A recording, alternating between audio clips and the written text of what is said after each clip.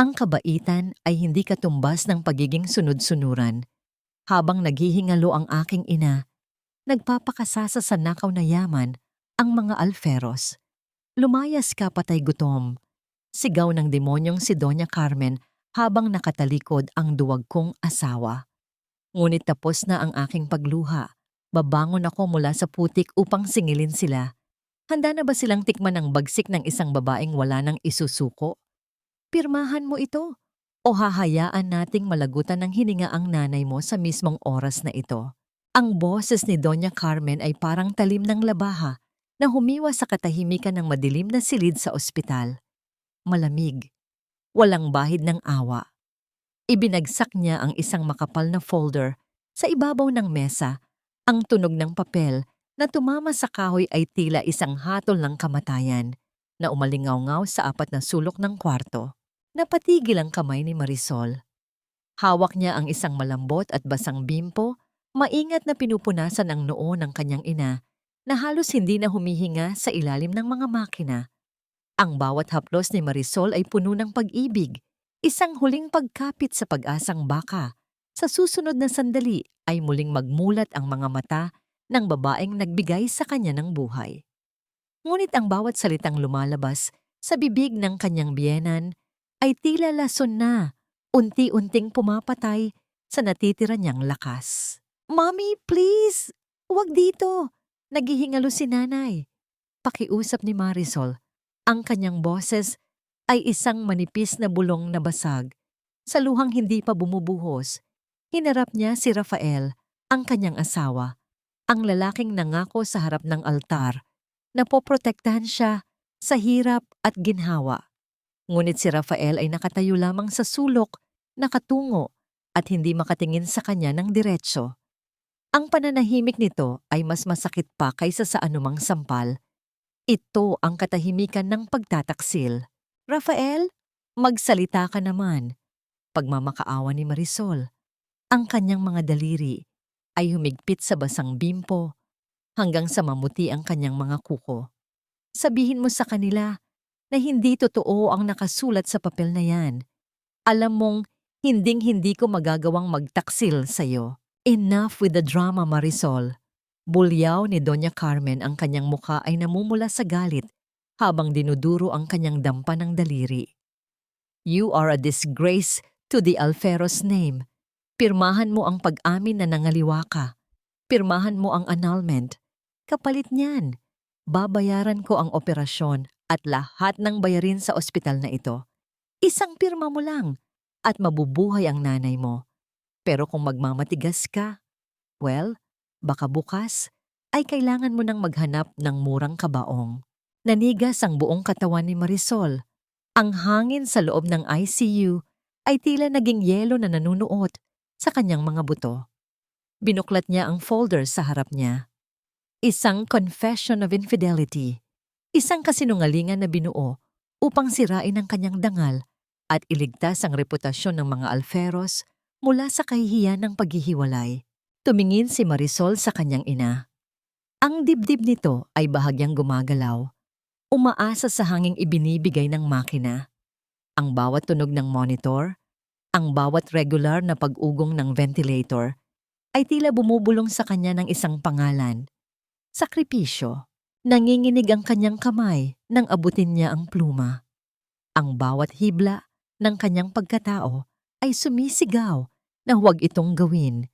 Ngunit ang mukha ng kanyang ina, ang tanging nakikita niya sa gitna ng dilim. Sa ilalim ng malupit na titig ni Doña Carmen at ng duwag na pananahimik ni Rafael, itinalaga ni Marisol ang kanyang sarili sa impyerno. Isang mabilis na paggalaw ng kamay, isang pirma na nagbura sa kanyang 5 taong katapatan bilang asawa. Ayan na ang gusto niyo," sabi ni Marisol. Ang kanyang mga mata ay tuyo na. Ngunit ang kanyang puso ay parang dinidikdik ng libu-libong karayom. "Iligtas niyo ang nanay ko. Ngayon na." Isang mapait at mapaglarong ngiti ang sumilay sa mga labi ni Doña Carmen. Kinuha niya ang folder, tiningnan ang pirma, at pagkatapos ay mabilis na hinablot ang isang tsekeng nakahanda na sa kanyang bag. Ngunit sa halip na iabot ito sa nurse o sa doktor, marahas niya itong pinunit sa harap mismo ng mukha ni Marisol. Ang maliliit na piraso ng papel ay nagliparan sa hangin, parang mga puting talulot ng bulaklak na nalanta bago pa man bumagsak sa sahig. "You're too late, Marisol," malamig na sabi ng matanda. "Ipinatigil ko na ang life support kanina pa, bago tayo pumasok dito. Ayaw ko nang mag-aksaya ng pera sa mga taong wala namang silbi sa mundong ito." Kasabay ng mga salitang yon, ang mahaba at nakakabinging tunog ng flatline mula sa monitor ay sumabog sa loob ng silid. Ang linyang kanina ay may mga kurba ng buhay ay naging isang diretso at walang katapusang guhit ng kamatayan. "Nanay, hindi. Nanay!" Humagulgol si Marisol. Sinubukan niyang yakapin ang katawan ng ina, ngunit mabilis siyang hinablot ng dalawang gwardiya na pumasok sa silid. Palabasin ang babaeng yan. Wala na siyang karapatan sa ospital na ito, at lalong wala na siyang karapatan sa pamilya Alferos. Utos ni Doña Carmen habang naglalakad palabas, tila walang nangyari. Kinaladkad si Marisol sa mahabang pasilyo ng ospital. Ang kanyang mga paa ay sumasayad sa malamig na sahig. Ang kanyang mga sigaw ay naging paos na hagulgol na tila hindi naririnig ng sinuman. Nang makarating sa labas, marahas siyang itinulak patungo sa semento. Eksaktong bumuhos ang malakas na ulan. Tila nakikiramay ang langit sa isang kaluluwang kinuhaan ng lahat. Ang bawat patak ng tubig na bumabagsak sa kanyang balat ay tila mga latay ng kahihiyan. Nakaluhod si Marisol sa basang kalsada. Ang kanyang puting damit ay nadumihan ng putik. Ang kanyang buhok ay nakadikit sa kanyang mukhang basang-basa ng luha at ulan. Tumingin siya sa itaas, sa bintana ng silid, kung saan iniwan niya ang malamig na bangkay ng kanyang ina. Wala na siyang dangal. Wala na siyang pamilya. Wala na siyang buhay. Sa gitna ng dilim at ng nakakatulig na dagundong ng kulog, isang katanungan ang pilit na humihiwa sa kanyang isipan. Isang katanungang magiging mitya ng kanyang muling pagkabuhay. Hanggang saan nga ba ang hangganan ng isang pusong sadyang ginawang martir bago ito tuluyang maging abo at muling bumangon bilang isang naglalagablab na apoy ng paniningil?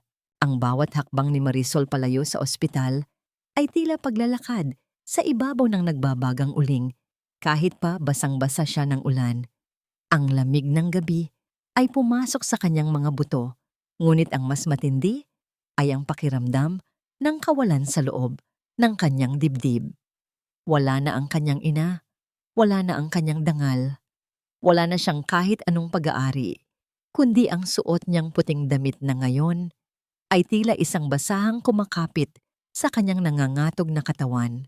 Sa gitna ng sementeryo, ilang araw pagkatapos ng trahedya, tanging ang tunog ng pala na tumatama sa tuyong lupa ang maririnig. Walang magarbo at mabulaklak na seremonya. Walang mga nakiramay na nakasuot ng mamahaling itim na damit. Ang tanging naroon ay si Marisol, nakaluhod sa harap ng isang payak na puntod na walang kahit isang kandila. Ang pamilya Alferos ay hindi nagpakita. Kahit isang sentimo ay hindi nagpadala para sa huling hantungan ng babaeng itinuring nilang basura. "Patawad, nanay. Patawad dahil hindi kita naipagtanggol." Bulong ni Marisol. Ang kanyang tinig ay tila hanging dumadaan sa mga tuyong dahon. Ang kanyang mga kamay ay puno ng sugat at dumi mula sa paghuhukay ng sarili niyang emosyon. Sa bawat dakok ng lupa, tila ibinabaon na rin niya ang lumang Marisol. Ang babaeng naniwalang ang pagpapakumbaba ay sapat na upang mahalin ng iba. Bit-bit ang isang maliit at lumang baul, dinala ni Marisol ang kanyang sarili sa isang masikip at maingay na eskinita sa tondo.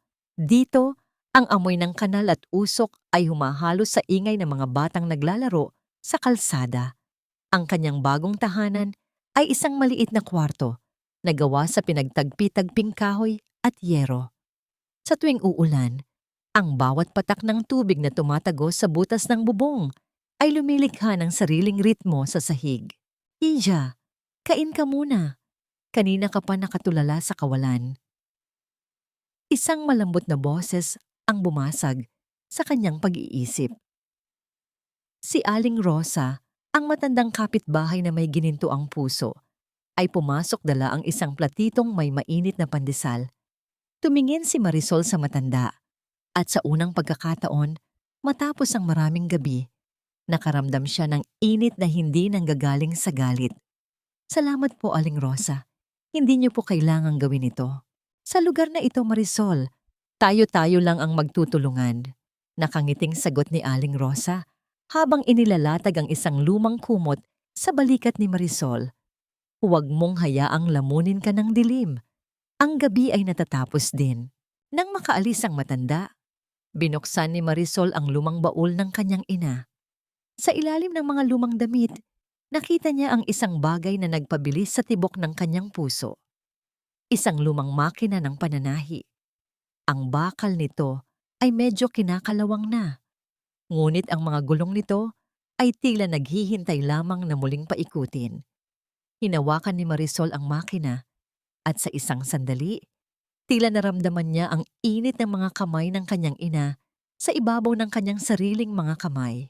Kumuha siya ng isang lumang polo ni Rafael, ang huling gamit ng kanyang asawa na hindi sinasadyang naisama sa kanyang pag-alis. Sa halip na itago ito bilang alaala, marahas itong pinunit ni Marisol. Ang tunog ng telang naghihiwalay ay tila musika sa kanyang pandinig. Sinimulan niyang paandarin ang makina. Ang bawat padyak, ang bawat pagtusok ng karayom sa tela ay tila isang paraan ng pagtahi sa kanyang sariling nadurog na pagkatao. Gagawin niyang trapo ang lahat ng alaala ng mga alferos. Habang abala sa pananahi, hindi napansin ni Marisol ang isang itim at makintab na sasakyan na nakaparada sa dulo ng madilim na eskinita. Sa loob nito, isang pares ng matatalim na mata ang nakamasid sa kanyang bintana. Ang lalaking nasa loob ay tahimik, ngunit ang kanyang presensya ay tila nagpabigat sa hangin sa paligid. Biglang napatigil ang makina ni Marisol nang marinig niya ang malalakas at mabibigat na yabag ng mga paa patungo sa kanyang pintuan. Ang bawat hakbang ay tila pagyanig ng lupa na nagbabala ng panganib. Isang marahas na kalampag sa pinto ang yumanig sa buong kwarto. Tila ba gigibain ito ng anumang oras. Marisol, buksan mo itong pinto. Alam naming narito ka. Isang boses ng lalaki ang sumigaw mula sa labas, puno ng pananakot. Huwag mong isiping makakatakas ka sa mga utang na iniwan mo sa amin. Namilog ang mga mata ni Marisol. Wala siyang kahit anong utang. Ngunit alam niya, ang mahabang kamay ni Doña Carmen ay hindi pa tapos sa kanya. Ang mga armadong lalaki sa labas ay hindi naroon para makipag-usap. Sila ay naroon upang tuluang ubusin ng anuman ang natitira sa kanya. Dahan-dahang tumayo si Marisol, ang kanyang kamay ay mahigpit na nakakapit sa gunting na ginagamit niya sa pananahi. Ang kaba sa kanyang dibdib ay napalitan ng isang malamig na determinasyon. Sa pagkakataong ito, wala na siyang nanay na kailangang iligtas. Wala na siyang dangal na kailangang ingatan. Wala na siyang takot na natitira.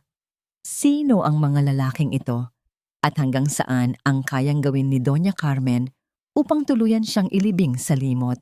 Ang marahas na paghampas ng paa ng isang lalaki sa pintuang kahoy ay nagresulta sa pagkabiyak ng luma at marupok na tabla. Ang tunog ng nabaling kahoy ay tila isang babala na wala ng ligtas na sulok para kay Marisol sa mundong ito. Pumasok ang tatlong lalaking may malalaking katawan. Ang kanilang mga anino ay humaba sa sahig ng maliit na kwarto, tila mga dambuhalang lalamon sa natitira niyang pag-asa. Ano ang kailangan niyo? Wala akong utang sa inyo. Sigaw ni Marisol habang ang kanyang likod ay sumasandal sa malamig na pader. Ang kanyang kamay ay nanginginig, ngunit nananatiling nakakapit ng mahigpit sa gunting. Ang tanging sandata niya laban sa kalupitan ng tadhana. Huwag kang magmaang-maangan. Aleng, sabi ng lalaking nasa gitna habang may hawak na piraso ng papel. Dito sa dokumentong ito, nakasaad na nangutang ka ng ₱250,000 para sa ospital ng nanay mo at dahil hindi ka nakabayad, ang pamilya Alferos ang nag-abono. Ngayon, kami ang sisingil sa'yo. Sa paraang gusto namin.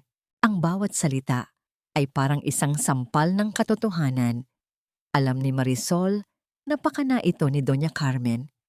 Hindi pa sapat sa matanda na mamatay ang kanyang ina at mawala ang kanyang dangal. Nais din siyang ibaon nito sa utang na kailanman ay hindi niya nagawa. Sa gitna ng tensyon, isang malamig at awtoritanyong boses ang umalingaw-ngaw mula sa labas ng pinto. Bitawan niyo ang babaeng yan. Ang mga lalaki ay sabay-sabay na napalingon. Mula sa kadiliman ng pasilyo, pumasok ang isang lalaking may tindig na tila isang hari na naligaw sa kuta ng mga dukha. Si Tristan. Nakasuot siya ng isang mamahaling suit na kulay asul. Ang kanyang mga mata ay kasing talim ng kidlat na nagmumula sa isang paparating na unos. Ang kanyang presensya ay tila nagpatahimik sa buong paligid, pati na ang ingay ng mga kuliglig sa labas. Sino ka? Huwag kang makialam dito kung ayaw mong masaktan. Banta ng isa sa mga goons, ngunit ang kanyang boses ay bakas ang pag-aalinlangan. Ako ang may-ari ng lupang kinatatayuan nyo. Walang emosyong sagot ni Tristan habang dahan-dahang lumalapit. At ang babaeng iyan ay nasa ilalim ng aking jurisdiksyon. Kung may utang siya, ako ang kakausap sa mga Alferos. Ngayon, lumayas kayo bago ko tawagan ang mga pulis na nagpapatrolya sa kanto. Dahil sa takot, sa awtoridad na dala ni Tristan, mabilis na nag-alisan ang mga lalaki habang nag-iiwan ng mga mapanirang tingin kay Marisol. Naiwan ang katahimikan sa loob ng kwarto, isang katahimikang mabigat at puno ng hindi masabing katanungan. Tumingin si Tristan kay Marisol. Ang kanyang mga mata ay walang bakas ng awa, kundi isang malamig na pagkilatis. Hindi ako nagliligtas ng mga mahihina, Marisol. Ang mga taong hinahayaang yurakan, ang kanilang pagkatao, ay walang puwang sa aking mundo. Ang mga salitang iyon ay tila isang patalim na bumaon sa puso ni Marisol. Hindi ako mahina, sagot niya. Ang kanyang boses ay puno ng pait. Sadyang mabilis lang ang kamay ng mga mapang-api.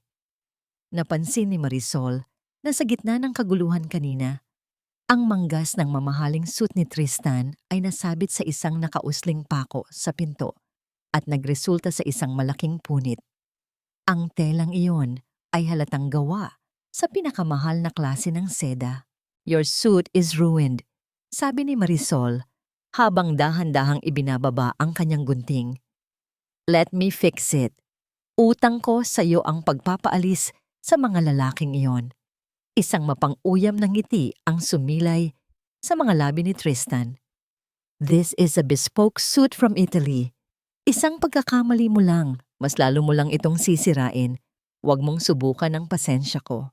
Sa halip na matakot, lumapit si Marisol at kinuha ang manggas ng suit ni Tristan. Ang kanyang mga daliri ay marahang dumampi sa tela, isang paghawak na puno ng kasanayan at kumpiyansa. Bigyan mo ako ng 5 minuto. Kung hindi ko ito maibabalik sa dati, maaari mo akong palayasin sa lugar na ito, ngayon din. Dahil sa kuryosidad, hinayaan ni Tristan ang babae. Umupo si Marisol sa tapat ng kanyang lumang makina. Ang tunog ng pag-ikot ng gulong ay nagsimulang punan ang silid. Ang kanyang mga kamay ay gumalaw nang may bilis at sining na tila sumasayaw sa ibabaw ng tela. Ang bawat tahi ay maingat. Ang bawat hibla ng sinulid ay tila nagiging bahagi ng orihinal na anyo ng suit. Nang matapos, tumayo si Marisol at ipinakita ang gawa niya. Walang bakas ng punit. Tila ba hindi kailanman nasira ang manggas. Ang kasanayan ni Marisol ay sadyang katangi-tangi, isang talentong nakatago sa ilalim ng kanyang abang kalagayan. Napatitig si Tristan sa kanyang manggas at pagkatapos ay kay Marisol. Sa unang pagkakataon, ang kanyang malamig na tingin ay bahagyang lumambot, napalitan ng isang hindi maipaliwanag na paghanga. Mayroon kang kamay na kayang magdugtong ng mga bagay na nawasak, isang bihirang regalo. Gagamitin ko ang kamay na ito upang bawiin ang lahat ng kinuha sa akin, matapang na sabi ni Marisol. Kung ganoon, magkasundo tayo, sabi ni Tristan habang inilalabas ang isang card. Maaari mong bayaran ng utang na sinasabi ng mga alferos sa pamamagitan ng pagtatrabaho para sa akin bilang aking personal seamstress. Ngunit babala Marisol, sa sandaling pumasok ka sa aking mundo, wala nang balikan. Ang bawat hibla ng sinulid na nalalagot sa ilalim ng talim ng kanyang gunting ay tila isang tinig mula sa hukay na pilit bumubulong kay Marisol.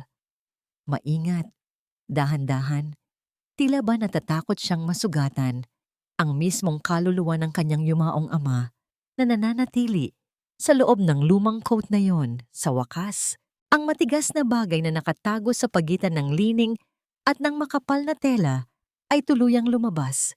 Isang maliit na notebook na balot ng plastik at ilang piraso ng papel na nanilaw na sa paglipas ng panahon. Nang buksan ni Marisol ang mga papel, ang kanyang hininga ay tila tumigil sa pagdaloy. Doon, sa harap ng kanyang nanlalabing mga mata, ay ang orihinal na titulo ng lupang kinatatayuan ngayon ng pinakamalaking mall ng mga alferos. Ang dokumento ay malinaw na nakapangalan sa kanyang ama, si Mang Teodoro. Walang pirma ng pagbebenta, walang tatak ng pagkakasangla. Nanginginig ang kanyang mga daliri habang binubuklat ang notebook. Puno ito ng mga petsa at detalye ng mga pagbabanta ni Doña Carmen. At sa huling pahina, may isang maikling liham na nakasulat sa mabilis at nagmamadaling paraan. Marisol, anak, kung binabasa mo ito, ibig sabihin ay wala na ako. Huwag kang maniniwala sa sasabihin nila mo sa libi nila tungkol sa mga utang ko. Ang lupang ito ay para sa kinabukasan mo.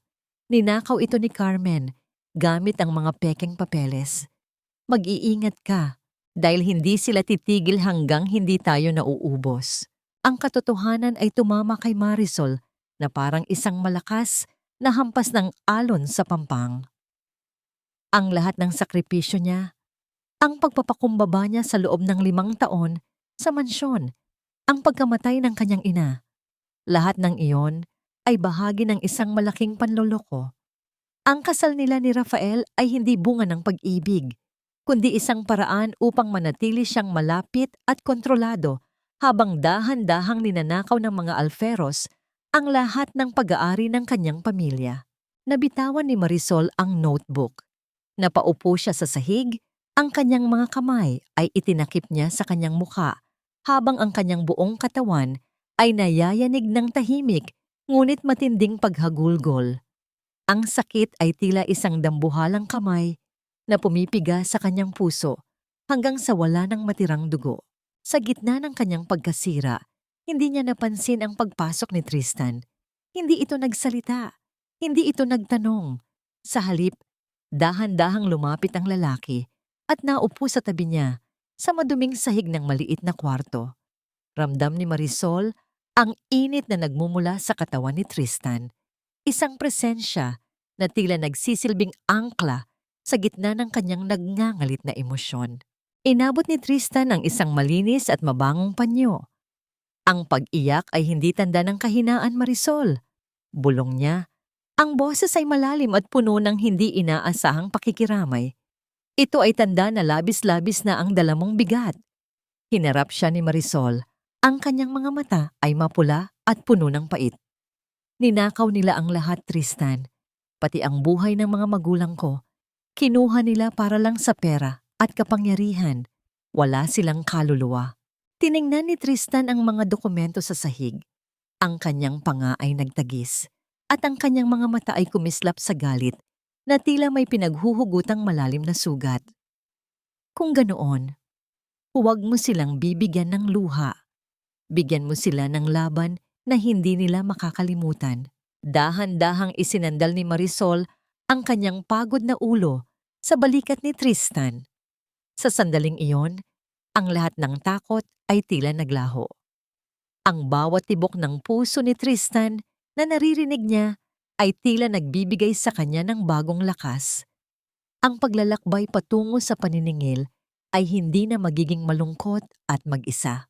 Nabalik lamang ang diwa ni Marisol nang muling magliwanag ang telebisyon sa sulok na naiwan niyang nakabukas. Isang balita tungkol sa papalapit na Wedding of the Year ang ipinapakita. Nakita niya ang mukha ni Rafael, nakangiti habang nakaakbay sa kanyang bagong mapapangasawa, si Clara. Ngunit ang nagpasinghap kay Marisol ay ang suot ni Clara. Isang kwintas na gawa sa mga diamanteng hugis luha, ang nag-iisang pamana ng kanyang ina na kinuha ni Doña Carmen sa gabi ng kamatayan nito. Ang kwintas na yon ay dapat na simbolo ng pagmamahal, ngunit ngayon ay suot ng babaeng papalit sa kanyang pwesto. Parang isang tropeo ng tagumpay ng mga Alferos. Burahin mo ang pangalang Marisol. Ang pangalang iyon ay para sa isang babaeng tinalo ng sistema.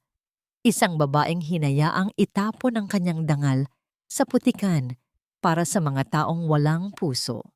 Ang mga salitang iyon ni Tristan ay tila isang malamig na tubig na ibinuhos sa nag-aapoy na damdamin ni Marisol.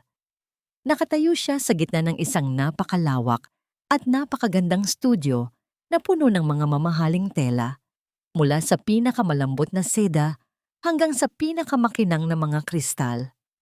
Sa kanyang mga kamay, hawak pa rin niya ang lumang dedal o thimble ng kanyang ina, isang hamak na piraso ng bakal na tila hindi kabilang sa karangyaan ng paligid.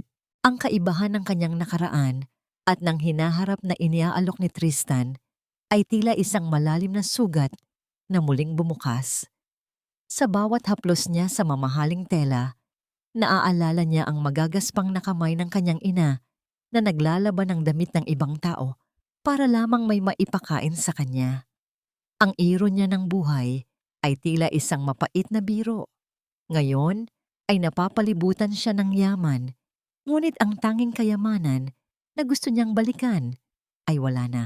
Naramdaman ni Marisol ang panginginig ng kanyang mga tuhod, ang bigat ng lahat ng kasinungalingang kailangan niyang pasanin upang makamit ang hustisya. Ang kanyang puso ay tila isang basong may lamat, unti-unting nadudurog sa bawat tibok nito. Ngunit sa likod ng bawat sakit ay ang naglalagablab na puot, isang puot na hindi na kayang apulahin ng anumang luha.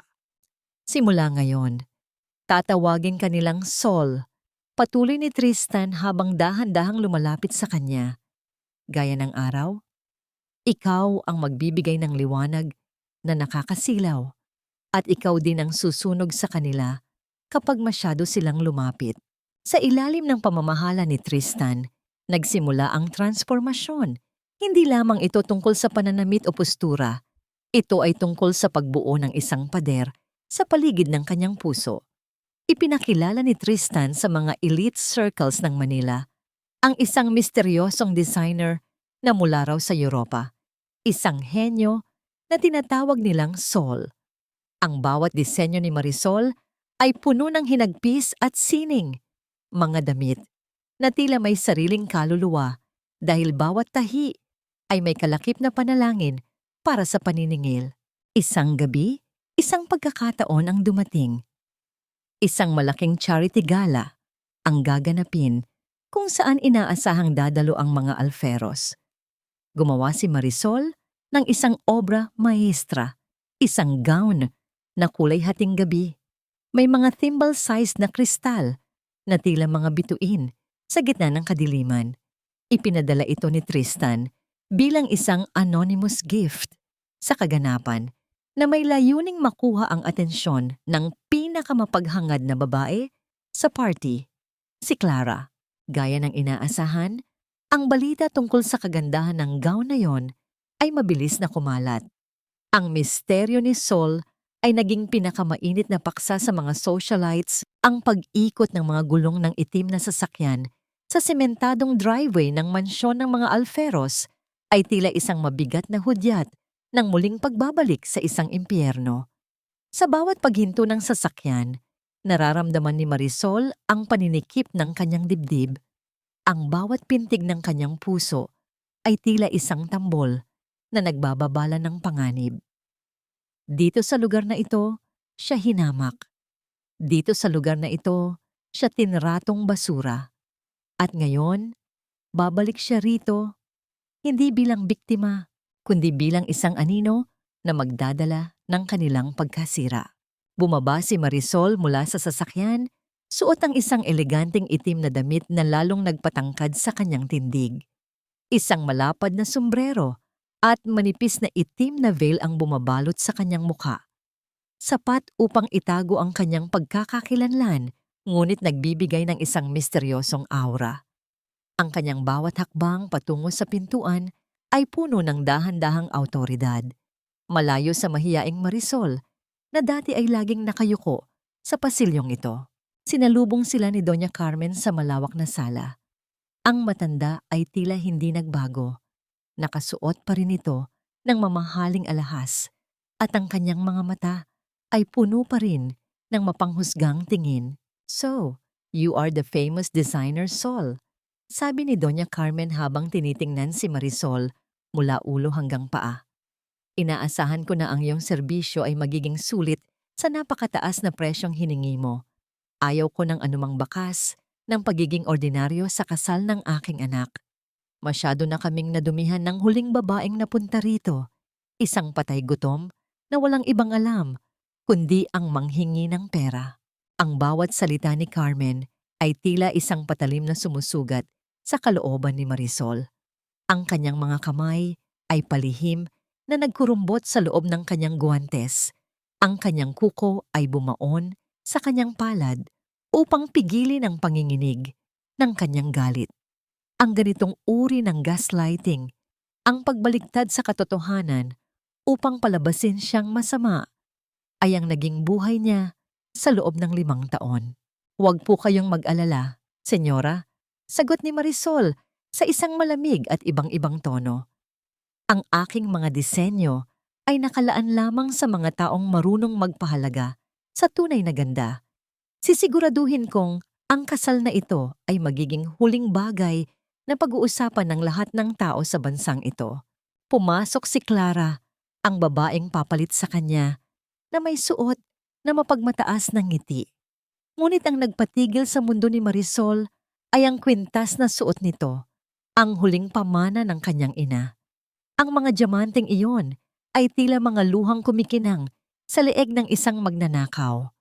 Ang sakit na naramdaman ni Marisol ay tila isang apoy na sumunog sa huli niyang pag-aalinlangan. Habang nagsusukat ng damit para kay Clara, gumawa ng paraan si Marisol upang makalabas sa silid. "Kailangan ko pong gumamit ng banyo," paalam niya ng may kahinahunan.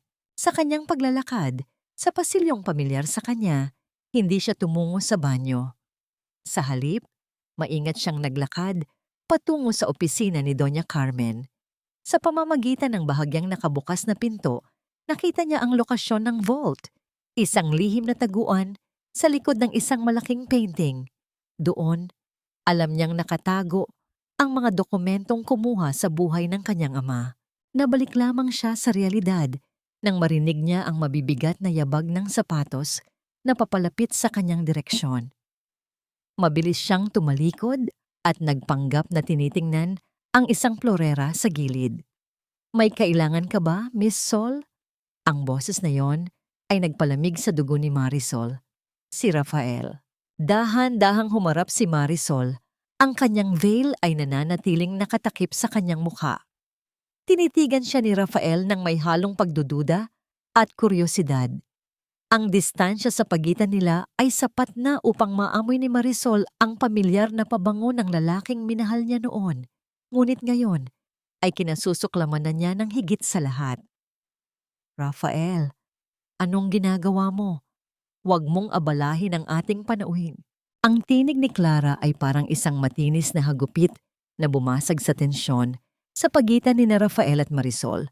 Dahil dito, mabilis na binaba ni Rafael ang kanyang kamay. Ang kanyang mga mata ay nananatiling nakapako sa itim na veil ni Marisol bago siya pilit na bumaling sa kanyang mapapangasawa. Wala, Clara. Tila pamilyar lang kasi ang amoy ng kanyang pabango. Sagot ni Rafael. Ang kanyang boses ay puno ng kalituhan at pagkukunwari. Of course, it's expensive perfume. Hindi tulad ng mga mumurahing pabango na ginagamit ng mga dating nakakasalamuha mo. Pagalit na tugon ni Clara habang hinihila si Rafael palayo. Nanigas ang buong katawan ni Marisol. Ang bawat salita ni Clara ay tila isang bagong latay sa kanyang likuran. Isang pagpapaalala na sa paningin ng mga taong ito, siya ay nananatiling isang basurang madaling itapon at kalimutan. Ang kanyang lalamunan ay nanunuyo at ang bawat hininga niya ay tila may kasamang bubog na sumusugat sa kanyang baga. Ang panginginig ng kanyang mga tuhod ay halos hindi na niya mapigilan, ngunit pinilit niyang tumayo ng tuwid. Hawak ang kanyang dignidad na tila isang huling sandata. Mabilis na naglakad si Marisol palabas ng mansyon. Ang tunog ng kanyang mga takong sa marangyang marmol ay tila isang mabilis na tibok ng pusong nagmamadaling tumakas mula sa kamatayan. Nang makalabas siya at maramdaman ang init ng araw, tila doon lamang siya pinahintulutang huminga muli.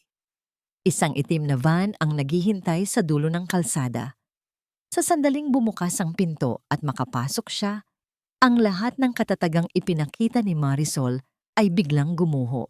Marisol? Ang boses ni Tristan ay puno ng pag-aalala. Hindi na nakapagsalita si Marisol. Ang kanyang mga kamay ay marahas na nanginginig. Ang kanyang hininga ay naging mabilis at mababaw. Isang matinding panic attack na tila isang dambuhalang alon na lumunod sa kanya. Bago pa man siya tuluyang matumba sa upuan, sinalo siya ni Tristan. Binalot ni Tristan si Marisol sa kanyang mga bisig, isang mahigpit at matatag na yakap na tila nagsisilbing bakod laban sa lahat ng panganib sa labas. Marahan niyang hinahaplos ang likod ni Marisol. Ang bawat haplos ay tila isang bulong ng kaligtasan. Hush! Narito na ako. Ligtas ka na. Mahinahong sabi ni Tristan. Ang kanyang boses ay malalim at nakakalma. Huminga ka ng malalim, Marisol. Sumabay ka sa akin. Isinandal ni Marisol ang kanyang mukha sa dibdib ni Tristan. Dinaramdam ang bawat tibok ng puso ng lalaki. Ang init na nanggagaling kay Tristan ay unti-unting tumunaw sa yelo ng takot sa kanyang puso. Sa sandaling iyon, ang lahat ng pait ng nakaraan ay tila panandali ang naglaho, napalitan ng isang pakiramdam na sa wakas, mayroon na siyang katuwang sa gitna ng digmaan. Nang kumalma na ang kanyang paghinga, dahan-dahang humiwalay si Marisol, ngunit hindi binitiwan ni Tristan ang kanyang kamay. Ang pagkakahawak na yon ay puno ng pangako at respeto. Kailangan nating makuha ang susi sa leeg ni Doña Carmen. Bulong ni Marisol, ang kanyang boses ay paos pa rin. Iyon ang tanging paraan. Gagawa tayo ng paraan.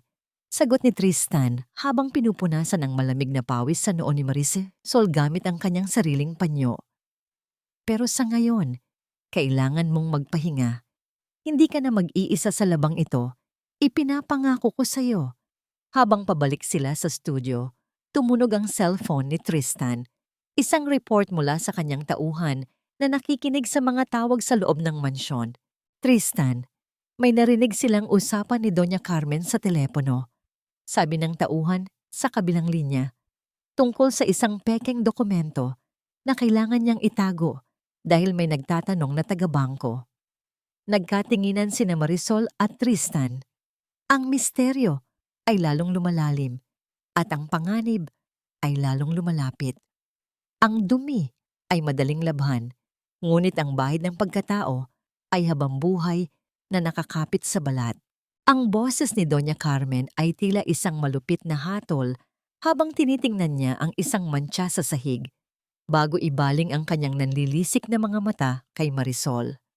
Nakatayo ang matanda sa gitna ng kanyang malawak na silid-bihisan, suot ang isang mamahaling seda na robe, habang ang gintong susi na nakasabit sa kanyang leeg ay kumikinang, tila isang munting bantay sa mga lihim na ayaw niyang pakawalan. Nararamdaman ni Marisol ang bigat ng espesyal na clay na nakatago sa loob ng kanyang palad. na nakabalot sa isang manipis na piraso ng tela. Ang bawat tibok ng kanyang puso ay tila isang babala, isang maling galaw, at ang lahat ng kanyang pinaghirapan ay maglalaho. Ngunit sa likod ng kanyang takot ay ang mukha ng kanyang yumaong ina at ang babalang natanggap niya tungkol kay Tristan na tila isang tinik na nakabaon sa kanyang isipan. Magsimula na tayo, Miss Sol. Ayaw ko nang nag-aaksaya ng oras. Utos ni Carmen habang tinitingnan ang kanyang sarili sa malaking salamin. Lumapit si Marisol. Dala ang kanyang malaking sewing kit. Ang bawat hakbang niya ay maingat, tila isang pusa na naglalakad sa ibabaw ng manipis na yelo. Inilabas niya ang isang tasa ng mainit na kape na sadyang inihanda niya. At habang nagpapanggap na inaayos ang laylayan ng damit ni Carmen, sinadya niyang tabigin ang tasa. Ang mainit na likido ay gumuhit ng madilim na mantsa sa mamahaling seda ni Carmen. Isang mabilis na singhap ng pagkagulat ang lumabas sa mga labi ng matanda. Ay, pasensya na po, senyora. Napaka-clumsy ko. Sigaw ni Marisol sa boses na puno ng pekeng pag-aalala. You idiot! Alam mo ba kung magkano ang telang ito? Bulyaw ni Carmen habang sinusubukang punasan ang kanyang damit. Dito na kumilos si Marisol. Mabilis siyang lumapit, dala ang isang puting tuwalya. Habang kunwari ay tinutulungan ang matanda na punasan ang kape, sa bahagi ng dibdib nito, mabilis niyang idiniin ang gintong susi sa clay na nakatago sa kanyang palad. Naramdaman niya ang malamig na metal na bumaon sa malambot na clay. Kinuha ang bawat kurba at detalye ng susi. Sa loob ng 3 segundo, tapos na ang misyon. Umalis ka sa harap ko. Magpadala ka na lang ng ibang tao para sa fitting na ito. Sigaw ni Carmen habang itinutulak si Marisol. Mabilis na nag-ayos ng gamit si Marisol at lumabas ng silid. Ngunit bago pa man siya makalayo sa pasilyo, narinig niya ang pagbukas ng pinto ng opisina ni Carmen at ang boses ng isang lalaki na pamilyar sa kanya. Ang doktor na huling tumingin sa kanyang ina. Nagtago si Marisol sa likod ng isang malaking haligi. Ang kanyang hininga ay pinigil niya hanggang sa sumakit ang kanyang dibdib. Dr. Valdez, sigurado ka bang malinis ang lahat ng records? Narinig ni Marisol ang malamig na tawa ni Doña Carmen mula sa loob ng silid. Ayaw kong may mag-ungkat tungkol sa pagtigil ng gamot ng babaeng iyon. Isang malaking abala lang siya sa pamilya namin. Huwag kayong mag-alala, senyora. Ang opisyal na dahilan ng kamatayan ay cardiac arrest dahil sa katandaan. Wala nang makakaalam na sadyang pinabayaan natin ang kanyang kondisyon pagkatapos mong kansilahin ang pondo. Sagot ng doktor sa boses na walang bakas ng konsensya. Ang bawat salita ay tila isang matalim na kutsilyo na dumaan sa puso ni Marisol.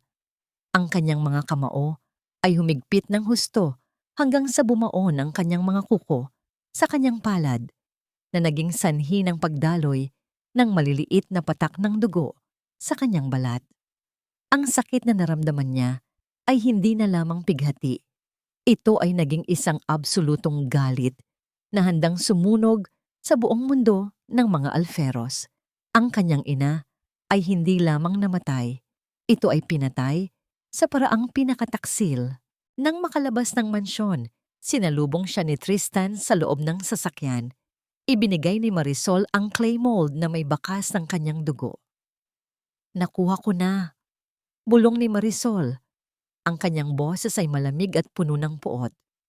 At nalaman ko na rin ang katotohanan. Pinatay nila ang nanay ko, Tristan. Hindi nila siya hinayaang mabuhay kahit 1 minuto matapos nilang makuha ang gusto nila. Tumingin si Tristan sa sugatang kamay ni Marisol. At sa unang pagkakataon, nakita ni Marisol ang tunay na galit sa mga mata ng lalaki. Isang galit na tila mas matindi pa kaysa sa kanya. Ngunit habang sinusuri nila ang blueprint ng mansyon at ang kopya ng vault, isang bagong balakid ang lumitaw. Marisol, hindi sapat ang susi, sabi ni Tristan habang itinuturo ang isang maliit na simbolo sa screen ng kanyang laptop. Ang vault ni Carmen ay may 2 antas ng seguridad. Bukod sa susi, kailangan din ang isang live thumbprint mula sa isang co-signer at ang tanging co-signer ng pamilya Alferos ay si Rafael. Ang bawat kutitap ng mga dambuhalang chandelier sa gitna ng bulwagan ay tila mga mapanuyang mata na nakamasid sa bawat galaw ni Marisol. Ang musika ng orkestra ay malambing, ngunit sa pandinig niya, ito ay tila isang malungkot na elihiya para sa kanyang namayapang dangal. Nakasuot siya ng isang gown na kulay pilak na tila nababalot ng liwanag ng buwan at isang maskarang puno ng mga kristal na bumabalot sa itaas na bahagi ng kanyang mukha. Isang sayaw lang, magandang binibini. Huwag mong ipagkait ang pagkakataong ito sa isang lalaking nabihag mo ang paningin mula pa kanina. Ang boses ni Rafael ay puno ng malansang karisma. Ang uri ng boses na dati ay nagpapatibok sa puso ni Marisol sa tuwa. Ngunit ngayon ay nagdudulot lamang ng matinding pagbaliktad ng kanyang sikmura.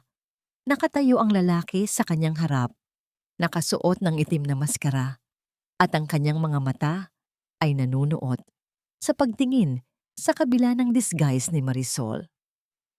Ang iron niya ay tila isang malupit na biro. Ang sariling asawa ni Rafael ay hindi niya makilala dahil lamang sa balot ito ng yaman at sining. Sa isang sulok, nakita ni Marisol si Clara na abala sa pakikipag-usap sa mga ninong at ninang ng kasal, tila walang pakialam kung nasaan ang kanyang mapapangasawa. Ito ang ugali ni Rafael, isang palikero na hindi marunong makontento, isang lalaking mas pinahahalagahan ang panandaliang ganda kaysa sa panghabang buhay na katapatan. Pumapayag ako, malamig na sagot ni Marisol, gamit ang kanyang boses sol na may halong awtoridad. Iniabot ni Marisol ang kanyang kamay at sa sandaling humawak ang balat ni Rafael sa kanyang palad, naramdaman ni Marisol ang isang matinding panginginig na nagmula sa kanyang mga daliri hanggang sa kanyang batok. Ang hawak ni Rafael ay possessive at puno ng malisya. Ang kanyang kabilang kamay ay dahan-dahang lumapat sa biwang ni Marisol habang sinisimulan nila ang pag-indayog sa gitna ng dance floor. Ang bawat hakbang ay tila isang paglapastangan sa kanyang pagkatao. Amoy na amoy niya ang pabango ni Rafael, ang parehong amoy na dala nito noong huling gabi na ipinagtabuyan siya nito sa gitna ng ulan. Ang distansya sa pagitan ng kanilang mga muka ay paliit ng paliit at ang init ng hininga ni Rafael sa kanyang leeg ay nagpataas ng balahibo ni Marisol sa matinding pandidiri. Mayroon kang kakaibang enerhiya, Sol, bulong ni Rafael. Ang kanyang boses ay tila isang ahas na gumagapang sa tenga ni Marisol. Parang mayroon tayong malalim na koneksyon na hindi ko maipaliwanag. Hindi ko akalaing ang isang sikat na designer ay kasing lambot mo sa gitna ng sayaw. Pinigilan ni Marisol ang sarili na huwag sumigaw o saksakin ang lalaki ng kanyang mga kuko. Sa halip, maingat niyang inilabas ang isang espesyal na baso ng alak na may manipis na coat ng kemikal na inihanda ni Tristan. Mukhang kailangan mo ng mainom, Rafael. Masyado kang mabilis magsalita, sabi ni Marisol habang iniaabot ang baso. Kinuha ito ni Rafael. Ang kanyang hinlalaki ay mariing bumaon sa gilid ng kristal habang tinititigan ang mga labi ni Marisol sa ilalim ng maskara. Sa isang sandali, tila gusto niyang halikan ang babaeng nasa harap niya. Kahit pa ilang linggo na lang, ay ikakasal na siya sa iba. Salamat, sabi ni Rafael pagkatapos lumagok, bago muling ibinalik ang baso kay Marisol. Ang malinaw na bakas ng kanyang fingerprint ay nanatili sa ibabaw ng kristal, kumikinang sa ilalim ng mga ilaw. Ngunit bago pa man makalayo si Marisol, muling hinila ni Rafael ang kanyang bewang, mas mahigpit kaysa kanina. Huwag muna tayong tumigil. Masarap ang pakiramdam na kasama ka. Naramdaman ni Marisol ang panunuyo ng kanyang lalamunan. Ang pakiramdam ng kamay ni Rafael sa kanyang likuran ay tila isang lason na unti-unting pumapatay sa kanyang hininga. Ang bawat segundo sa piling ng lalaking ito ay tila isang habambuhay na pagdurusa. Biglang isang matatag at malakas na kamay ang humawak sa braso ni Rafael, dahilan upang mapatigil ang musika sa pandinig ni Marisol. "I think you've had enough of her time, Mr. Alferos." Si Tristan, nakatayo ang bilyonaryo sa kanilang likuran, ang kanyang tindig ay puno ng panganib, at ang kanyang mga mata ay tila naglalabas ng kislap ng galit na hindi mapapantayan. Hindi siya nakasuot ng maskara. Ang kanyang mukha ay sapat na upang magbigay ng takot sa sino mang humaharap sa kanya. Mabilis na inagaw ni Tristan si Marisol mula sa mga bisig ni Rafael at binalot niya ang kanyang braso sa balikat ng babae, isang kilos ng pag-aari at proteksyon na nagpatahimik sa mga taong nakapaligid sa kanila. Ang tensyon sa pagitan ng dalawang lalaki ay tila isang kuryenteng gumuguhit sa hangin. "Sol is with me tonight," dagdag ni Tristan sa boses na mababa ngunit puno ng banta. Naiwang tulala si Rafael habang pinapanood ang pag-alis ng dalawa.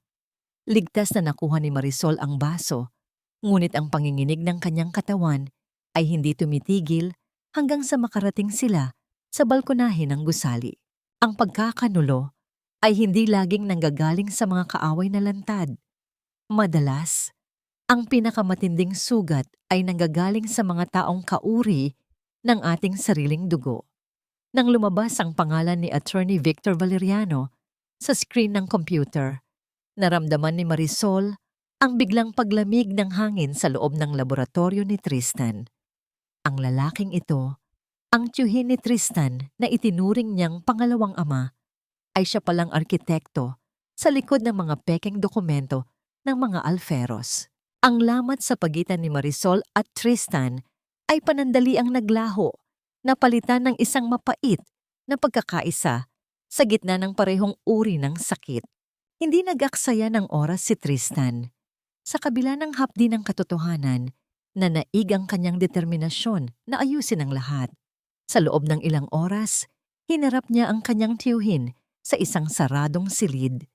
Walang sigawan, walang dahas, kundi isang serye ng mga dokumento ng korupsyon na itinago rin ni Tristan laban sa matanda bilang alas. Napilitan ng abogado na ibigay ang thumbprint override at ang lihim na passcode na magbubukas sa kuta ni Doña Carmen. Dumating ang huling gabi bago ang kasal. Sa ilalim ng nagbabantang ulan, muling tumungo si Marisol sa mansyon ng mga Alferos. Ang kanyang dahilan ay simple. Kailangan niyang ayusin ang laylayan ng damit ni Clara na tila may konting depekto. Pinapasok siya ng mga gwardya. Dahil sino nga ba ang maghihinala sa tanyag na designer na si Sol? Habang ang buong pamilya Alferos ay abala sa isang marangyang hapunan sa ibaba, kasama ang mga matataas na opisyal ng gobyerno, dahan-dahang tinahak ni Marisol ang madilim na pasilyo patungo sa opisina ni Carmen. Ang bawat hakbang niya ay tila isang panalangin na huwag siyang marinig ng sinuman. Ang tunog ng mga kubyertos at tawanan mula sa dining hall ay tila mga anino ng kanyang nakaraan na pilit siyang hinihila pabalik sa takot.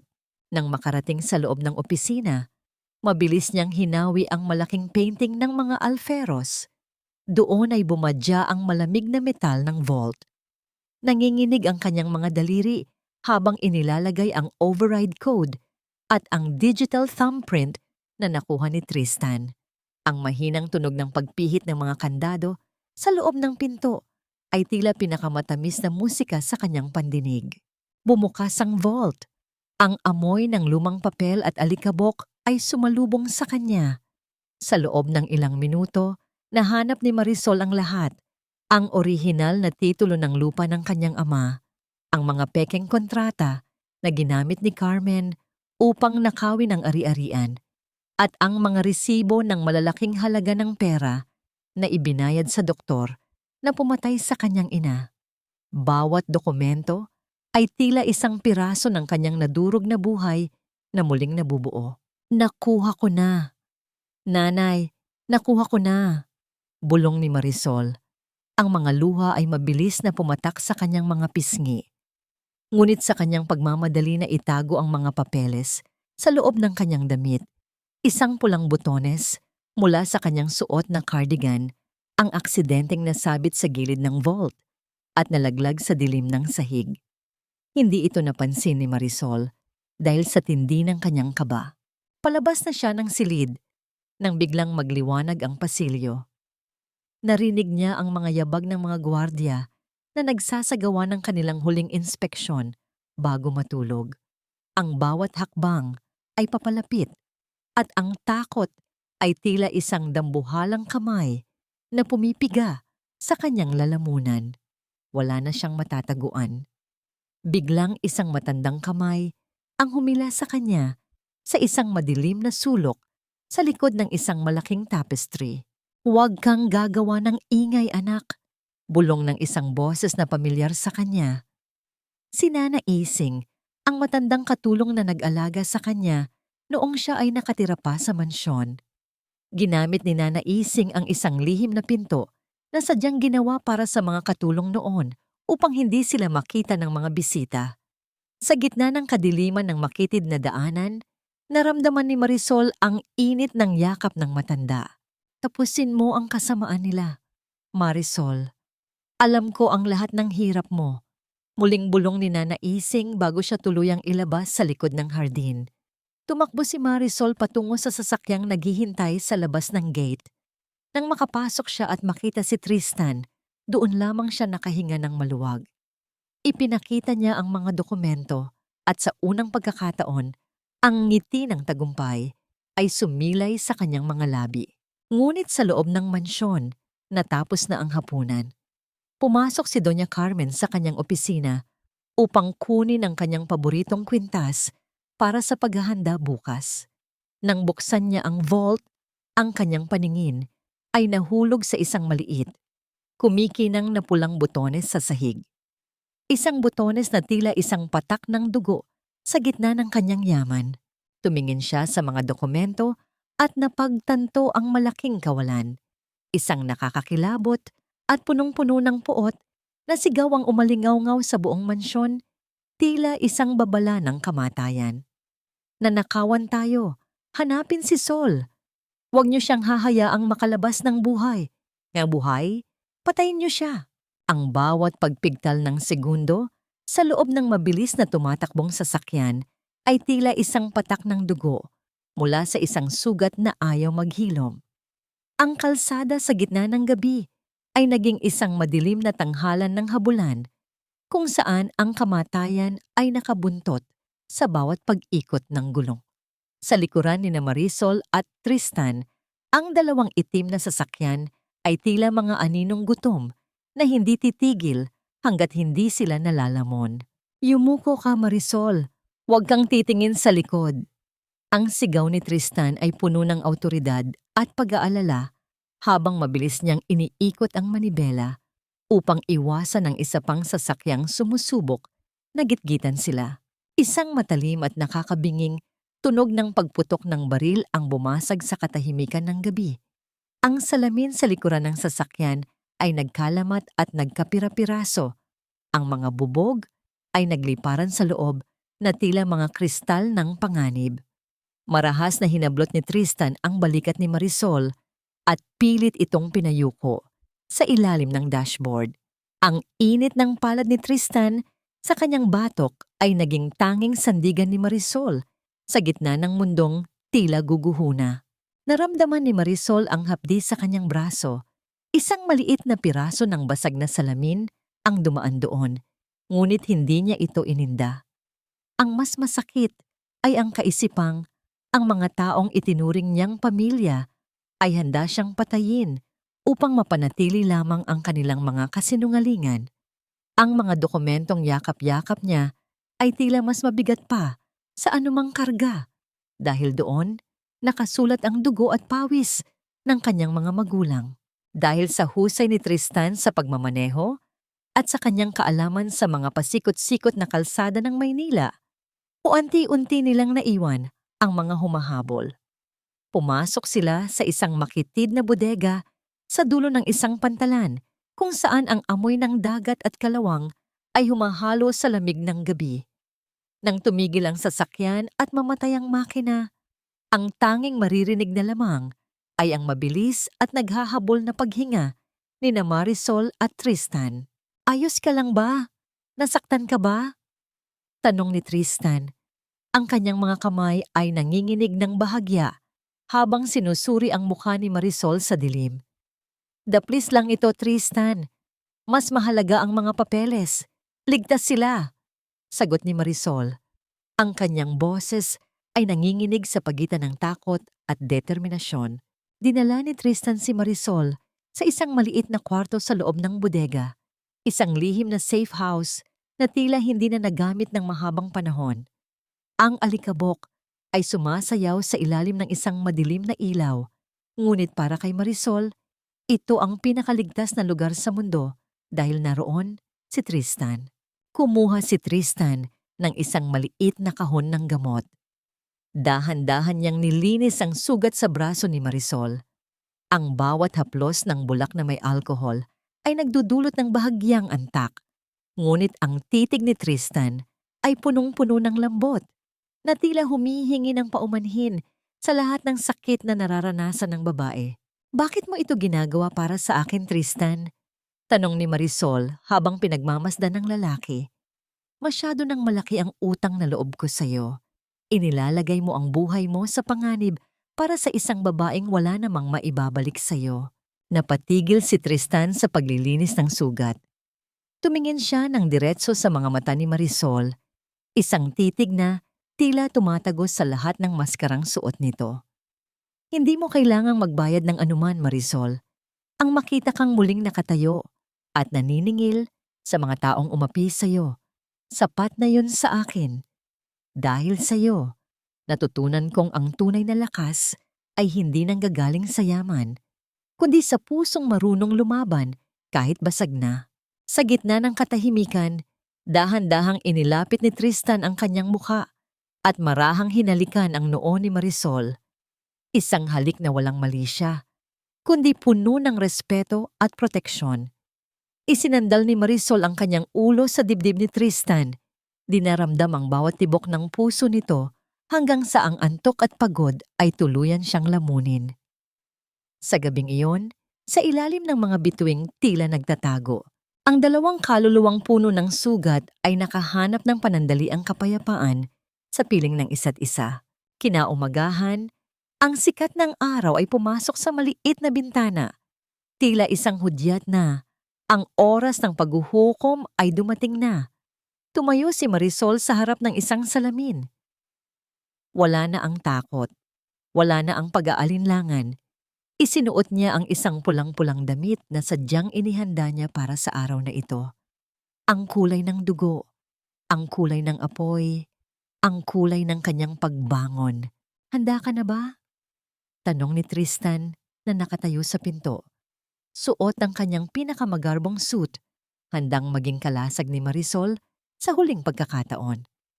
Higit pa sa handa, Tristan, sagot ni Marisol habang tinititigan ang kanyang sarili sa salamin. Ngayon, makikita nila kung anong uri ng bagyo ang kanilang kinalaban. Mabilis na lumipas ang mga oras at ang katedral ay nagsimulang mapuno ng mga pinakamakapangyarihang tao sa bansa. Ang mga bulaklak ay naglalakihang puting rosas. Ang amoy ng insenso ay humahalo sa halimuyak ng mga mamahaling pabango. Nakatayo si Rafael sa altar. Suot ang kanyang barong na puno ng borda. Ang kanyang mukha ay mayabang na nakatingin sa malaking pintuan habang hinihintay ang kanyang bagong biktima. Si Doña Carmen naman ay nakaupo sa harapang hilera. Ang kanyang mga mata ay matalas na nagmamasid sa paligid, lihim na nag-uutos sa kanyang mga bodyguard na bantayan ang bawat sulok. Sa kanyang isipan, napatay na nila si Sol sa kalsada kagabi. Sa kanyang isipan, ang lahat ng banta ay naglaho na kasama ng dilim. Nagsimula ang tugtog ng organo. Ang bawat nota ay tila isang mabigat na hakbang ng tadhana. Bumukas ang malalaking pintuan ng katedral at pumasok si Clara. Ang kanyang mahabang wedding gown na gawa ni Sol ay kumakaladkad sa marmol na sahig na tila isang puting dagat. Ngunit ang hindi alam ng lahat, ang bawat tahi ng damit na yon ay may dalang sumpa ng katotohanan.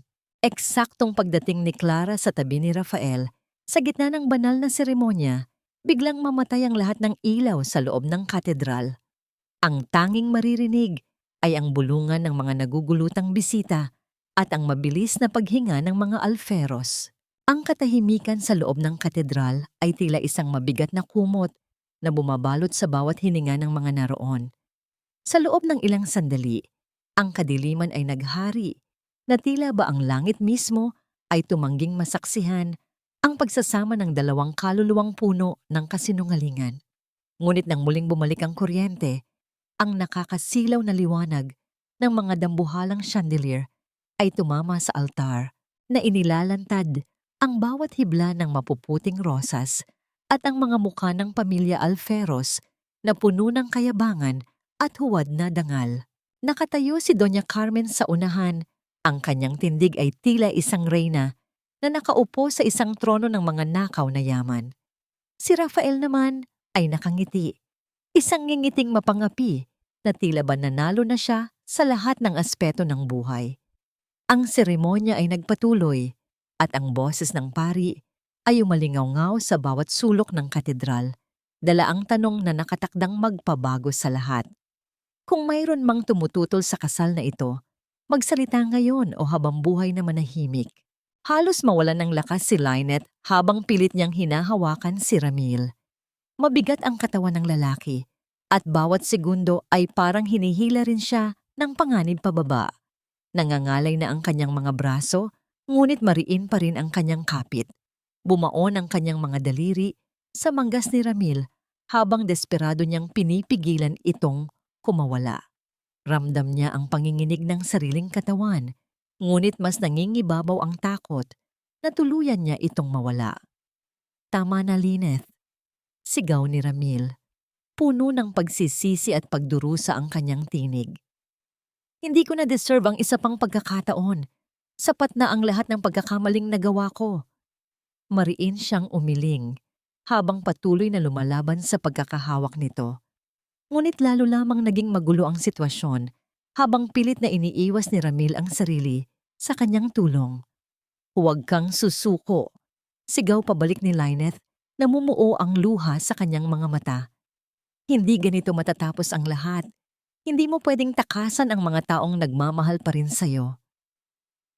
Sa gitna ng kaguluhan, alam niyang hindi lamang katawan ni Ramil ang kanyang hinahawakan.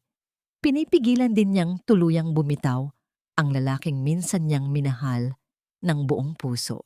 Wala na ang itim na veil, wala na ang maskara.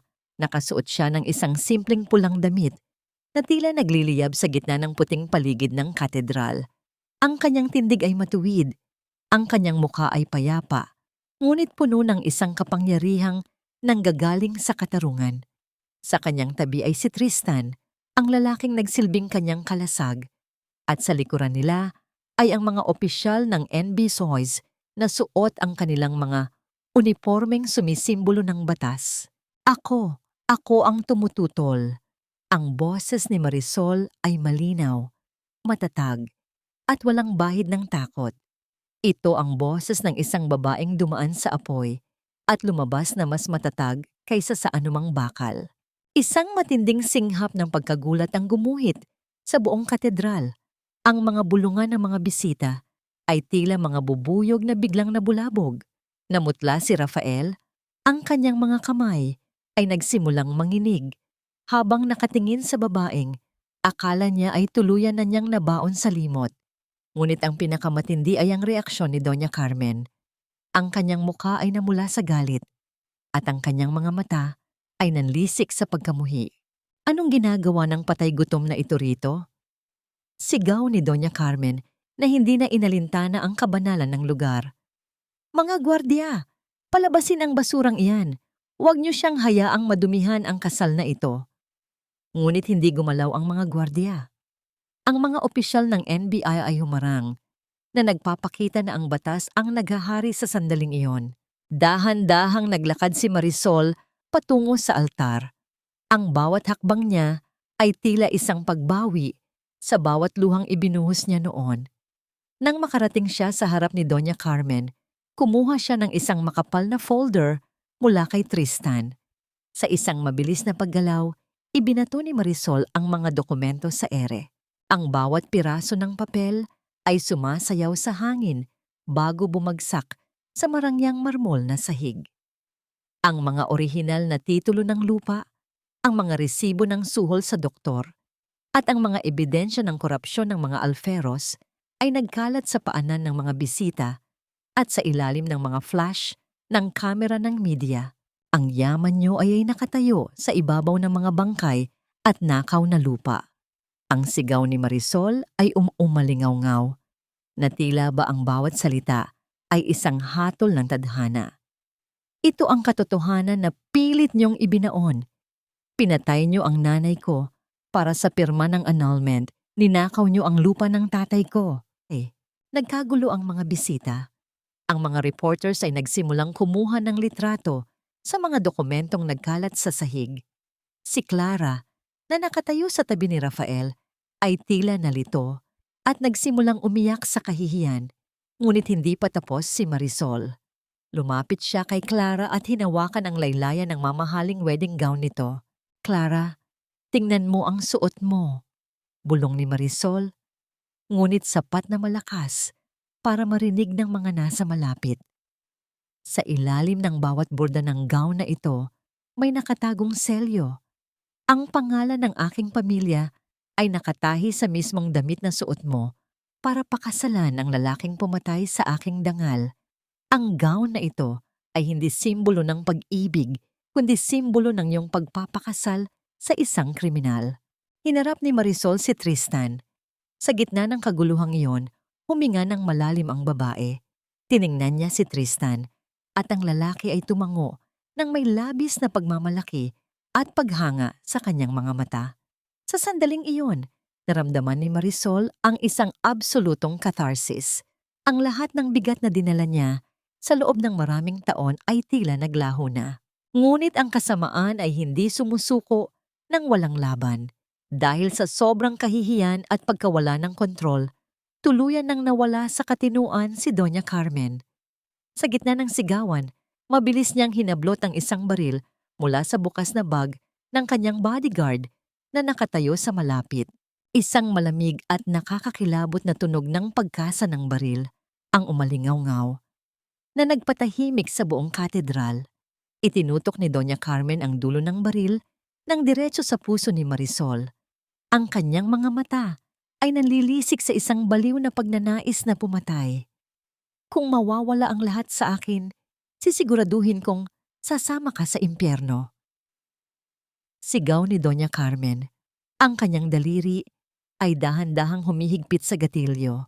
Ang malakas na alingaw-ngaw ng putok ng baril ay bumasag sa katahimikan ng katedral, isang tunog na tila nagmula sa kailaliman ng impyerno. Sa isang iglap na tila tumigil ang pag-inog ng mundo, hindi nag-atubili si Tristan. Ginamit niya ang kanyang sariling katawan bilang kalasag. Mabilis na binalot si Marisol sa kanyang mga bisig at hinarap ang panganib. Naramdaman ni Marisol ang biglang pagpihit ng katawan ni Tristan at ang mahinang ungol ng lalaki. Isang hapdi ang gumuhit sa braso ni Tristan habang ang bala ay dumaplis sa kanyang balat bago ito tumama sa pader na gawa sa bato sa likuran nila. Walang dugong bumuswak ng marahas, kundi isang mabilis na marka ng sakripisyo na nagpapatunay kung gaano kahalaga si Marisol sa kanya. "Tristan!" Ang sigaw ni Marisol ay puno ng takot, ngunit mabilis siyang hinawakan ni Tristan sa balikat upang iparamdam na ayos lang siya. Bago pa man muling makakalabit ng gatilyo si Doña Carmen, dambuhalang mga kamay ng mga pulis ang sumunggab sa kanya. Ang baril ay tumalsik sa sahig, lumilikha ng isang matunog na kalansing sa marmol. Pinilit ng mga opisyal na ilubog ang mga braso ng matanda sa kanyang likuran. Ang tunog ng mga posas na nagsasara sa kanyang mga pulso ay tila ang huling kumpas ng katapusan ng kanyang kaharian. "Bitawan niyo ako. Hindi niyo ba kilala kung sino ang kinakalaban niyo? Ako ay isang alferos." Ang sigaw ni Doña Carmen ay naging isang matinis at desperadong tili. Ang kanyang buhok na maayos na nakaayos kanina ay nagkagulo-gulo at ang kanyang mukha ay namula sa matinding kahihiyan Habang kinakaladkad siya palabas sa harap ng lahat ng mga maimpluwensyang tao na dati, ay yumuyuko sa kanya. Hinarap ni Marisol si Rafael. Ang lalaking dati ay tinitingnan niya nang may pagmamahal ay ngayon ay nakaluhod na sa gitna ng altar. Nanginginig ang mga balikat habang ang mga luha ng isang duwag ay umaagos sa kanyang mga pisngi. Marisol, please, patawarin mo ako. Napilitan lang ako. Si Mami ang may gusto ng lahat ng ito. Pagmamakaawa ni Rafael, sinusubukang abutin ang laylayan ng damit ni Marisol. Isang matinding puot ang rumihistro sa mga mata ni Marisol. Hindi na siya ang babaeng iiyak at magmamakaawa. Sa isang mabilis at mabigat na pag-angat ng kanyang kamay, isang malakas na sampal ang dumapo sa mukha ni Rafael. Ang tunog ng palad na tumama sa balat ay umalingaw-ngaw sa buong katedral, mas malakas kaysa sa anumang salita. Ang sampal na yan ay para sa lahat ng gabi na pinabayaan mo kaming mag-ina. Para sa bawat pisong ninakaw nyo sa pawis ng tatay ko. At higit sa lahat, para sa nanay ko na namatay dahil sa kawalan mo ng paninindigan. Malamig na sabi ni Marisol, ang bawat salita ay tila isang hatol na walang posibilidad ng apela. Tumayo si Clara. Ang kanyang muka ay puno ng pandidiri habang nakatingin sa lalaking papakasalan sana niya. You are disgusting, Rafael. Isang kahihiyan ka sa buong pagkatao ko. Marahas na hinubad ni Clara ang kanyang singsing at ibinato ito sa mukha ni Rafael bago kinuha ang gunting sa tabi at gupitin ang laylayan ng kanyang wedding gown, ang bahaging may burda ng pangalan ni Marisol, at ibinato ito sa sahig. Isang simbolo na ang kasal na ito ay patay na bago pa man magsimula. Sa labas ng katedral, ang balita ay mabilis na kumalat. Ang lahat ng yaman, ari-arian, at bank accounts ng mga Alferos ay opisyal na in-freeze ng gobyerno dahil sa mga ebidensya ng malawakang pandaraya at land grabbing.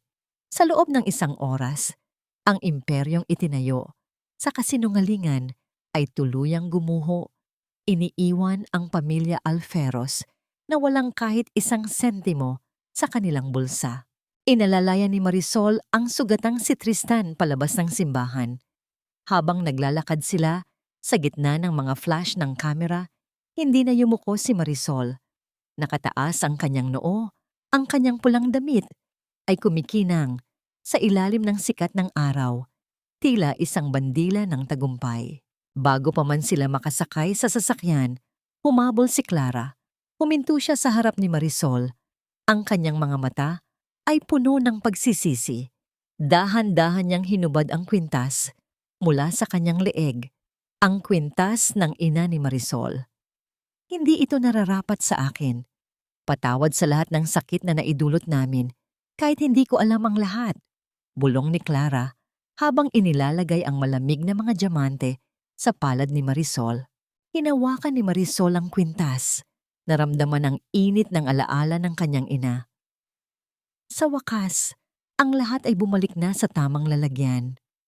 Ang katarungan ay hindi lamang ang pagpapakulong sa mga nagkasala, kundi ang paghahanap ng kapayapaan sa gitna ng mga guhong iniwan ng bagyo. Ilang linggo matapos ang kaguluhan sa katedral, ang ingay ng mga flash ng kamera at ang sigawan ng media ay napalitan ng isang mapayapang katahimikan na tila isang malambot na kumot na bumabalot sa pagkatao ni Marisol. Nakatayo si Marisol sa tapat ng puntod ng kanyang mga magulang. Ang sikat ng hapon ay malambot na tumatama sa puting marmol, kung saan ang mga pangalan ni Teodoro at Maria ay malinis na nakaukit. Hawak ni Marisol ang mga orihinal na titulo ng lupa, ang mga dokumentong naging mitya ng napakaraming luha at dugo. Dahan-dahan niyang inilapag ang mga papeles sa ibabaw ng nitso. Tila ba ipinapakita sa kanyang ama na ang kanyang huling habilin ay natupad na. Nanay, tatay, nabawi ko na ang lahat. Bulong ni Marisol. Ang kanyang boses ay hindi nabasag sa pait. kundi puno ng isang malalim na ginhawa.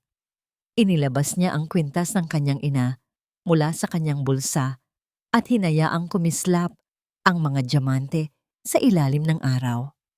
Wala na ang mga taong umapi sa atin. Malaya na tayo. Hindi na siya umiiyak sa lungkot. Ang mga luhang dumadaloy sa kanyang pisngi ay mga luha ng pagpapalaya. Ang bawat haplos ng hangin sa kanyang muka ay tila isang banayad na halik mula sa kanyang ina. Isang pagpapatunay na ang lahat ng kanyang sakripisyo ay hindi nawala ng saysay. Naramdaman ni Marisol ang isang pamilyar na presensya sa kanyang likuran. Si Tristan. Nakatayo ang lalaki sa malayo. Binibigyan siya ng oras na makasama ang kanyang mga magulang, ngunit nananatiling handang sumuporta sa anumang sandali. Sa kanyang braso ay mayroon pa ring puting benda, ang bakas ng sugat na tinamo niya upang iligtas si Marisol. Nang lumapit si Marisol, kinuha ni Tristan ang kanyang kamay. Ang kanilang paglalakad palayo sa sementeryo ay tahimik. Isang katahimikang puno ng pag-uunawaan na hindi na nangangailangan ng anumang salita. Dinala ni Marisol si Tristan sa kanyang maliit na silid sa Tondo. Bagamat mayroon na siyang kakayahang tumira sa pinakamagarbong hotel, pinili niyang bumalik sa lugar na nagbigay sa kanya ng kanlungan noong siya ay walang-wala. Sinalubong sila ni Aling Rosa na may kasamang yakap at mainit na sabaw ng mami. "Hija, nabalitaan namin ang lahat. Napakagiting mo," sabi ni Aling Rosa habang pinupunasan ang kanyang mga mata. Ngumiti si Marisol at iniabot ang isang sobre kay Aling Rosa. "Hindi sapat ito para mabayaran ang kabutihan niyo, Aling Rosa. Pero gusto kong makatulong sa inyong lahat dito. Magpapatayo tayo ng isang livelihood center para sa mga nananahi rito sa eskinita natin." Ang utang na loob ni Marisol ay hindi natatapos sa pasasalamat. Ito ay isinasa buhay niya sa pamamagitan ng pagbibigay ng pag-asa sa iba.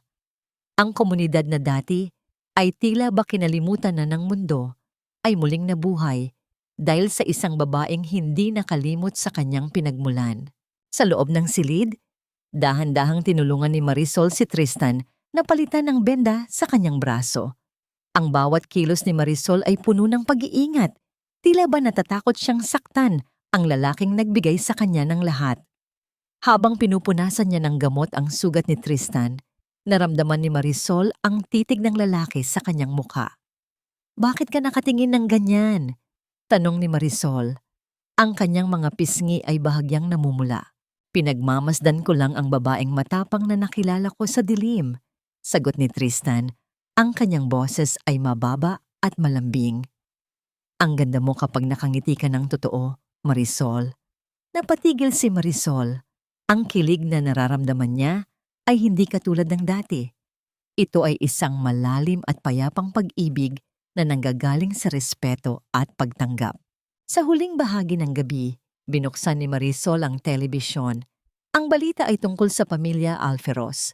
Ipinakita ang mga larawan ni Doña Carmen sa loob ng isang psychiatric facility, nakatulala sa pader at patuloy na bumubulong tungkol sa mga nawalang diamante.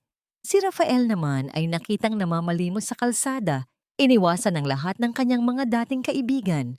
Pinatay ni Marisol ang television.